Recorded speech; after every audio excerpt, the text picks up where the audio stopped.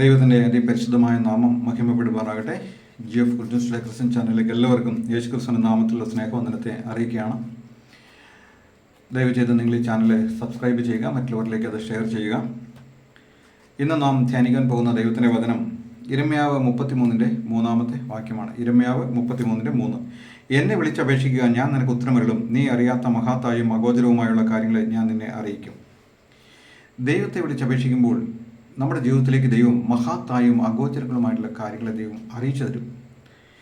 ഇന്ന് സഭകളിലെ സംഘടനകളിലൊന്നും ശരിയായ വെളിപ്പാടുകളില്ല. ദൈവത്തിൻ്റെ സന്നിധിയിൽ നിന്ന് പ്രാപിച്ച് ദൈവജനത്തിന് വേണ്ടി കൊടുക്കുവാൻ തക്കവണ്ണം തയ്യാറുള്ള ദേവദാസന്മാർ വളരെ ചുരുക്കമാണ്. അവർ സാധാരണഗതിയിൽ പ്രവചിക്കുന്ന പ്രവചനങ്ങൾ എന്ന് പറയുന്നത് നിൻ്റെ മുഴ മാറും, നിൻ്റെ ഇന്ന ഭാഗത്ത് വേദനയുണ്ട്, നിൻ്റെ മക്കൾ അമേരിക്കയ്ക്ക് പോകും, നിൻ്റെ മക്കൾ UK പോകും, നിൻ്റെ കടം മാറും. ഇങ്ങനെയുള്ള പ്രവചനങ്ങളാണ് ഇന്ന് അനേക ഇടത്തും നടത്തിക്കൊണ്ടിരിക്കുന്നത് എന്ന് നമുക്ക് കാണുവാനായിട്ട് സാധിക്കും. എന്നാൽ ദൈവജനത്തിന് ആവശ്യമായിരിക്കുന്ന ദൈവികമായ വെളിപ്പാടുകളാണ്.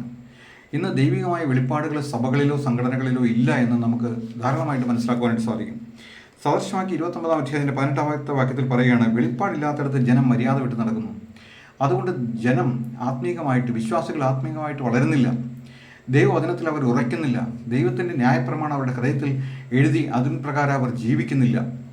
കാരണം വെളിപ്പാട് കൊടുക്കുന്ന ദൈവദാസന്മാർ വളരെ ചുരുക്കമായിട്ടിരിക്കുന്നു എന്ന് നമുക്ക് കാണുവാൻ സാധിക്കും. ഒരു സഭയിൽ ശരിയായ നിലയിൽ ഒരു പ്രവചന ദൂത് കൊടുത്തുകൊണ്ടിരിക്കുന്ന ആളുകളെ എപ്പോഴെങ്കിലും ആ സഭയിൽ നിന്ന് പുറത്താകേണ്ടി വന്നാൽ അല്ലെങ്കിൽ പുറപ്പെട്ടു പോകേണ്ടി വന്നാൽ പിന്നെ ആ സഭയ്ക്ക് ഒരിക്കലും ഒരു പ്രവചന ദൂത് കൈമാറുന്ന ഒരു ശുശ്രൂഷകനെ അവിടെ ലഭിക്കുക എന്ന് പറയുന്നത് അസാധ്യമായിട്ടുള്ള കാര്യമാണെന്ന് പല രീതിയിൽ നിന്നും നമുക്ക് മനസ്സിലാക്കുവാനായിട്ട് സാധിക്കും. ദൈവത്തിൻ്റെ വ്യക്തമായ അരുളപ്പാടുകളെ പ്രസ്താവിക്കുന്നവരെ ആർക്കും ആവശ്യമില്ല. ചില ടെക്നിക്കുകൾ പറയുന്ന ആളുകളെ, ചില വഞ്ചനകൾ പറയുന്ന ആളുകളെ, ചില നുണകൾ പറയുന്ന ആളുകളെ, ജഡത്തിൽ നിന്ന് സംസാരിക്കുന്ന ആളുകളൊക്കെയാണ് ജനത്തിനും ഇഷ്ടം എന്ന് നമുക്ക് കാണുവാനായിട്ട് സാധിക്കും. എന്നാൽ ദൈവത്തിൻ്റെ സന്നിധിയിലിരിക്കുന്ന മൂപ്പന്മാർക്കും ഇടയന്മാർക്കും പാസ്റ്റർമാർക്കും എല്ലാം ദൈവികമായ വെളിപ്പാടുകളെ ദൈവം കൊടുക്കുകയും അത് ജനത്തിന് കൊടുക്കുമ്പോൾ ജനം വളരുകയും വിശ്വാസികൾ വളരുകയും അവർ ബലപ്പെടുകയും ചെയ്യും. അങ്ങനെ വചനം എന്ന മായമില്ലാത്ത പാല് കുടിക്കുവാൻ തക്കവണ്ണം അവർക്ക് വചനം കൊടുക്കുവാൻ ഇന്ന് ആളില്ല എന്ന് നമുക്ക് കാണുവാനായിട്ട് സാധിക്കും. യിരെമ്യാ പ്രവാചകൻ പറയുകയാണ്, എന്നെ വിളിച്ച് നീ അപേക്ഷിക്കുക, ഞാൻ നിനക്ക് ഉത്തരമരുളും. എന്നെ കേൾക്കുന്ന പ്രിയ സഹോദര, പ്രിയ സഹോദരി, ഇന്ന് അരുളപ്പാടുകളെ അറിയുവാൻ വേണ്ടി ഓടി നടക്കുന്ന നീ ദൈവസന്നിധിയിൽ ഇരിക്കുക. അല്പസമയം ഒന്ന് റെസ്റ്റ് ചെയ്തൊന്ന് ഇരിക്കണം. നിനക്ക് ദൈവം വെളിപ്പാടുകളെ തരും. അപ്പോസ്തലനായ പത്രോസ് താൻ പ്രാർത്ഥിക്കുവാനായിട്ട് വെൺമാടത്തിൽ കയറി. അങ്ങനെ പ്രാർത്ഥിക്കുവാനായിട്ട് വെൺമാടത്തിൽ കയറിയപ്പോൾ ദൈവം ഒരു ദർശനം കാണിച്ചു കൊടുത്തു. ആകാശം തുറന്നിരിക്കുന്നതും ഒരു തൂപ്പെട്ടി കീഴേക്ക് ഇറങ്ങി വരുന്നതും അതിനകത്ത് കുറേ മൃഗങ്ങൾ, അതിനെല്ലാം അർത്ഥം തിന്നുവാനായിട്ട് പറഞ്ഞു. യഹൂദന് നിഷിദ്ധമായ കുറേ മൃഗങ്ങൾ അതിനകത്തുണ്ടായിരുന്നു. അപ്പോൾ പത്രോസ് പറഞ്ഞു, ഇല്ല കർത്താവേ, ഞാൻ ഒരിക്കലും അങ്ങനെ ചെയ്യുകയില്ല എന്ന് പറഞ്ഞു. അപ്പോൾ പറഞ്ഞു, ഞാൻ വിശുദ്ധീകരിച്ചതിന് നീ മലിനമെന്ന് പറയരുത് എന്ന് പറഞ്ഞു. ഇത് ജാതികളോട് സുവിശേഷം അറിയിക്കാനുള്ള ഒരു വെളിപ്പാടായിരുന്നു. അങ്ങനെ 3 പ്രാവശ്യം ഇതുണ്ടായി. അതിനുശേഷം ആ തോപ്പെട്ടി എടുക്കപ്പെട്ടു. അപ്പോൾ പത്രോസ് ഇത് എന്തായിരിക്കും ഈ ദർശനമെന്ന് ചഞ്ചലിച്ചുകൊണ്ടിരിക്കുമ്പോൾ, വിചാരപ്പെട്ടുകൊണ്ടിരിക്കുമ്പോൾ, നനച്ചുകൊണ്ടിരിക്കുമ്പോൾ ചില ആളുകൾ പത്രോസിനെ തേടി അവിടെ വന്നു. അപ്പോൾ പരിശുദ്ധാത്മാവ് പത്രോസിനോട് പറഞ്ഞു, നീ ഒന്നും സംശയിക്കാതെ അവരുടെ കൂടെ പോവുക.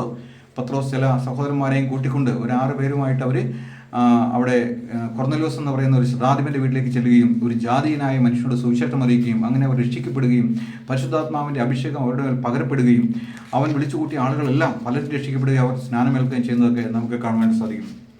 ഇന്ന് നാം ദൈവസന്നിധിയിൽ നിന്ന് പ്രാർത്ഥിക്കുമ്പോൾ ദൈവം നമുക്ക് വെളിപ്പാടുകൾ നൽകും. പത്രോസ് അപ്പോസ്തലൻ എന്ന് പറയുന്ന അപ്പോസ്തലൻ വലിയ തിയോളജിയുള്ള ആളൊന്നും ആയിരുന്നില്ല, ഡോക്ടറേറ്റ് നേടിയ ആളൊന്നും ആയിരുന്നില്ല. സാധാരണ ഒരു മുക്കുവൻ, ഒരു മീൻപിടുത്തക്കാരൻ. എന്നെ കേൾക്കുന്ന പ്രിയ സഹോദര, പ്രിയ സഹോദരി, നീ എങ്ങോട്ടാണ് ഓടുന്നത്? നീ ദൈവസന്നിധിയിൽ ഇരിക്കുക. ദൈവം നിനക്ക് മഹാത്തായും അഗോചരങ്ങളുമായ കാര്യങ്ങൾ വെളിപ്പെടുത്തി തരും. എനിക്ക് അനേക ഉദാഹരണങ്ങൾ എൻ്റെ ഈ ചെറിയ ജീവിതത്തിൽ എനിക്ക് പറയുവാനായിട്ടുണ്ട്. ചെറിയ കാര്യങ്ങൾ ഞാൻ 1-2 ഞാൻ പറയാം. ഞാൻ ഒരിക്കൽ ഇവിടെ റൂമിൽ കിടന്നുറങ്ങുന്ന സമയത്ത് രാത്രി ഒരു 2 മണിയായിട്ടുണ്ടാവും. എൻ്റെ തലയിലേക്ക് എന്തോ ഒരു പ്രഹരം, ഒരു ശക്തി വന്ന് അടിക്കുന്നതായിട്ട് എനിക്ക് ഫീൽ ചെയ്തു. ഞാൻ ചാടി എഴുന്നേറ്റു. ഞാൻ എന്താണ് സംഭവിച്ചതെന്ന് എനിക്കറിയില്ല. എൻ്റെ തലയ്ക്കകത്തേക്കൊന്നും പറ്റിയില്ല, പക്ഷെ ആ തലയിൽ വന്ന് ആ വസ്തു അടിച്ചതായിട്ട് എനിക്കറിയാം.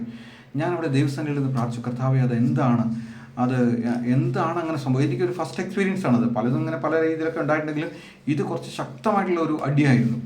അപ്പോൾ ഞാൻ കർത്താവിനോട് ചോദിച്ചു, അതെന്താണ്? അങ്ങനെ ഞാൻ ചോദിച്ചു കൊടുത്തപ്പോൾ കർത്താവ് പറഞ്ഞത് ഒരാൾ ബ്ലാക്ക് മാജിക് ചെയ്താണെന്ന് പറഞ്ഞു.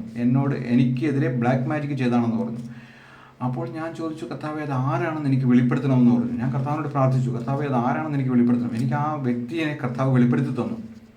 എന്നോട് തലേദിവസം കൂടി വളരെ സന്തോഷമായിട്ട്, വളരെ ചിരിച്ച്, വളരെ ആത്മാർത്ഥത്തോടുകൂടി പ്രാർത്ഥിച്ച് പോയ ആളാണ്. പക്ഷെ അസൂയ ഉള്ളിൽ കയറി എന്ത് ചെയ്യാനായിട്ട് പറ്റും? ജാതിയിൽപ്പെട്ട ഒരാളാണ്. എന്നാൽ ഇപ്പോൾ 1 വർഷം കഴിഞ്ഞ് ഞാൻ കഴിഞ്ഞ മാസം ഒരു സ്വപ്നം കണ്ടു. ആ സ്വപ്നത്തിൽ ഈ ഈ ഒരാളും കുറേ കുഞ്ഞുങ്ങളടക്കം അവർ മരിച്ചു കിടക്കുകയാണ്. അവർ മരിച്ചു കിടക്കുന്ന വ്യക്തമല്ല, കാര്യങ്ങൾ സ്പഷ്ടമല്ല. കുറേ തുണിയിൽ പൊതിഞ്ഞ് ശവശരീരങ്ങൾ ഇങ്ങനെ കിടക്കുന്നുണ്ട്. ഒരു വണ്ടി ഇടിച്ച് തകർന്ന് മരിച്ചു കിടക്കുകയാണ്. ഞാൻ എഴുന്നേറ്റ് കർത്താവിനോട് പ്രാർത്ഥിച്ചു, കർത്താവ് എന്താണ് ഞാൻ കണ്ട സ്വപ്നം, ആരാണ്? എനിക്കൊരു ഭയമായി. നമുക്കും കുഞ്ഞുങ്ങളൊക്കെ ഉണ്ടല്ലോ. ഞാൻ ഭയപ്പെട്ടു. കർത്താവെ വെളിപ്പെടുത്തുക. ഞാൻ പറഞ്ഞത് വെളിപ്പെടുത്താതെ ഞാൻ ഉറങ്ങാൻ പോകുന്നില്ല, എനിക്ക് വെളിപ്പെടുത്തണമെന്ന് ഞാൻ പ്രാർത്ഥിച്ചുകൊണ്ടേയിരുന്നു. അങ്ങനെ ഞാൻ പ്രാർത്ഥിച്ചുകൊണ്ടിരുന്ന് കുറേ സമയം കഴിഞ്ഞപ്പോൾ മഹാത്തായും അഗോചരമായ കാര്യങ്ങൾ ദൈവം വെളിപ്പെടുത്തരും എനിക്ക് കാണിച്ചു തന്നു. അന്ന് ആ ബ്ലാക്ക് മാജിക് ചെയ്ത ആ മനുഷ്യൻ അവൻ കുടുംബസമേതം ഒരു ആക്സിഡൻറ്റിൽപ്പെട്ട് മരിക്കാനായിട്ട് പോവുകയാണ്. ഞാനത് അവനോട് പറയാനായിട്ട് പല പ്രാവശ്യം ശ്രമിച്ചപ്പോൾ എന്നോട് ഒരു ദേവദാസൻ പറഞ്ഞു മിണ്ടാതിരുന്നോളാനായിട്ട് പറഞ്ഞു. ദൈവം ചില കാര്യങ്ങൾ വെളിപ്പെടുത്തി തരുന്നതാണ്, നീ അത് മിണ്ടാതിരുന്നോളാനായിട്ട് പറഞ്ഞു. ഞാനിതുവരെ അത് പറഞ്ഞിട്ടില്ല, പറയാനൊരു സാഹചര്യം ഒത്തു വന്നിട്ടില്ല.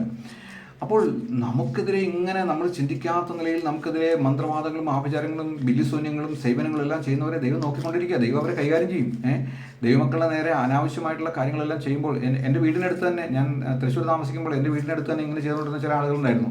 അവരുടെയൊക്കെ അവസ്ഥ വളരെ ദയനീയമായിട്ട് തീർന്നു. രക്ഷിക്കപ്പെട്ട് യേശു കർത്താവിൻ്റെ രക്തത്താൽ കഴുകപ്പെട്ട ഒരു ദൈവവേദന നേരെ ഇങ്ങനെയുള്ള കാര്യങ്ങളെല്ലാം ചെയ്യുമ്പോൾ അവൻ്റെ കുടുംബം താറുമാറായി പോവും, അവൻ്റെ ജീവിതമേ പോയിടും. ഇതൊക്കെ നമുക്ക് അനവധി കാണുവാനായിട്ട് സാധിക്കും. അതുപോലെ തന്നെ ഞാൻ ഈ കഴിഞ്ഞ മാസത്തിൽ എൻ്റെ ഒരു മെയിൽ ഐ ഡിയുടെ പാസ്വേഡ് മറന്നുപോയി. ഞാൻ എൻ്റെ ബുദ്ധിയിലുണ്ടായിരുന്ന സാധാരണഗതിയിൽ ചെയ്യാൻ സാധ്യതയുള്ള എല്ലാ പാസ്വേഡുകളും എഴുതുകയും ചെക്ക് ചെയ്യുകയും മണിക്കൂറുകളോളം ദിവസങ്ങളോളം അതിൻ്റെ പിന്നാലെ നടന്നു. 2-3 ദിവസങ്ങൾ അതിൻ്റെ പിന്നാലെ നടന്നു. ഒരു തരത്തിലും കിട്ടുന്നില്ല. അവസാനം ഞാനത് ഉപേക്ഷിച്ചു. ഒരു ദിവസം ഞാൻ ഉപവാസമെടുത്ത് പ്രാർത്ഥിക്കുന്ന സമയത്ത് എനിക്കിത് ഓർമ്മ വന്നപ്പോൾ ഞാൻ, കർത്താവെ നീ അത് എനിക്ക് വെളിപ്പെടുത്തരണം. കർത്താവെ നീ പറഞ്ഞിട്ടല്ലോ മഹാത്തായും അഗോചരങ്ങളുമായുള്ള കാര്യങ്ങളെ വെളിപ്പെടുത്തി തരാമെന്ന് പറഞ്ഞിട്ടല്ലോ. കർത്താവെ ആ പാസ്വേഡ് എൻ്റെ മെമ്മറിയിൽ ഇല്ല, ദൈവമേ നീ അതെനിക്ക് വെളിപ്പെടുത്തരണം കർത്താവെ എന്ന് പറഞ്ഞ് ഞാൻ പ്രാർത്ഥിച്ചുകൊണ്ടിരുന്നു.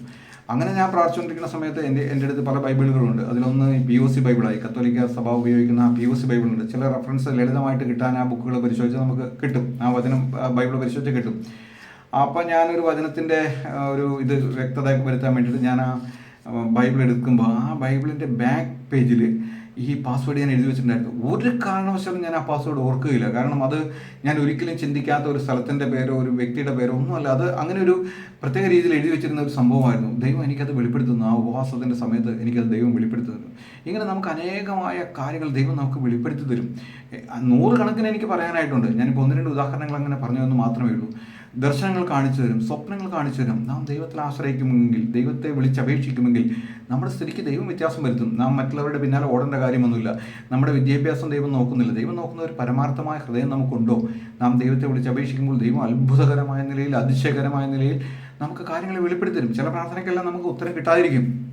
അതിന് പിന്നിൽ ദൈവത്തിൻ്റെ ഉദ്ദേശമുണ്ട്. ആ ഉദ്ദേശം നിറവേറ്റി ദൈവം അതിൻ്റെ സമയത്തെല്ലാം അത് നടപ്പാക്കി തരും. അതുകൊണ്ട് എന്നെ കേൾക്കുന്ന പ്രിയ സഹോദര, അങ്ങോട്ടും ഇങ്ങോട്ടും ഓടണ്ട.